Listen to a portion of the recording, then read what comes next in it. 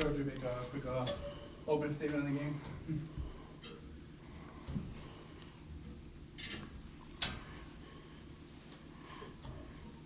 You know, games like this truly hurt when you're right there within the grasp of victory, especially when you got a one-point game in the closing minutes. And again, that's the area of the game that we've now gotten our team to in this course of the season. I thought early in the season, in our non-conference play, we didn't quite put together, an organized, disciplined approach to games. Going into conference play, I thought we shrunk our focus down to the point where we were able to put together in upwards of about 33 minutes of good play. And now we're asking ourselves in the last 7 or 6 minutes of a contest, how can we close out games to victory? Who's on the floor? What are we running? Valuing the basketball in terms of limiting turnovers, things of that nature. And tonight was kind of indicative of that moment. We probably put together, a good second half, but I wouldn't sit here and say we played 37 minutes of good basketball. We really played 20. It was the tale of two halves. We won 46-37 in the second half there, and unfortunately for us, we're learning those tough lessons, about every possession matters. Hats off to Wright State. They made plays when they needed to. Again, that's why they're 3-0 in our league right now.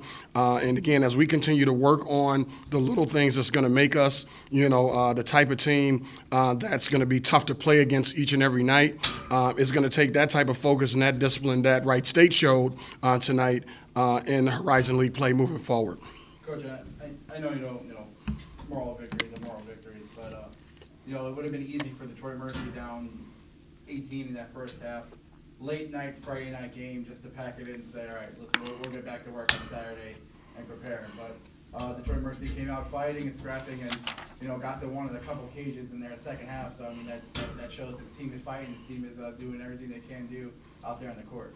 Well, any team that's going to be coached by us and this coaching staff during my tenure is going to compete. We're going to play hard. We might not always get things right immediately, fundamentally in terms of passing with precision, cutting with purpose, and things of that nature. But as we continue to get better in small stanzas and areas of the game, it's going to be very, very important for people to realize the common denominator I'm looking for every player that dons our jersey is that they play with max effort. And I think with that mindset, it's going to be very important moving forward that we sustain that level of effort and concentration and focus, because it's only going to serve us well. Again, I think the score was 70-69. It was right there in the balance, for us to take it.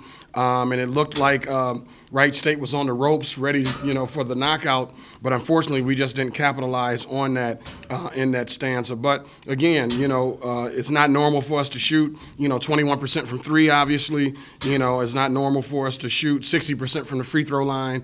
And those are areas that are important, which is the difference between winning and losing games. But from an effort standpoint, you're absolutely correct. Our teams compete. I mean, you look at the games against Michigan, Virginia Tech, UCLA, maybe Seattle, and I believe Wisconsin, Green Bay perhaps. Those are the only double-digit losses, I believe, on the season. Everything else is by 3 possessions or less, and that's just indicative of the effort level that our team and the talent level that our team has. Now, in terms of winning basketball, it's going to be very important to get really good in the areas of making free throws and valuing the ball down the stretch. Coach, Rashawn Prince is someone here who's been inserted into the starting lineup a couple of games ago, and I want to say, 3-4 straight games now. He's been in double digits 3 times. A couple blocks today. He looked very, very active. Yeah, Rashawn Prince is a guy that's an experienced player. I mean, he has over 100-plus games of Division I experience as he was trying to find his sea legs, within our program from a conditioning standpoint, from a rhythm standpoint. I think he's gotten to the point now in the season where he's starting to find a rhythm. He's going to be a player that's also versatile for us. I mean, he plays the 3 position, the 4 position, the 5 positions as well. And along with that versatility, I think he's a very underrated passer. Here's a young man that not only can make other guys better when he has the ball, when he has his back to the basket, when he's facing up, but he also moves well without the basketball. Not to mention that he's pretty good on the glass. Even though he had 2 tonight, typically he's a pretty good rebounder as well. All right, Coach. Well, good. Thank you. Thank you.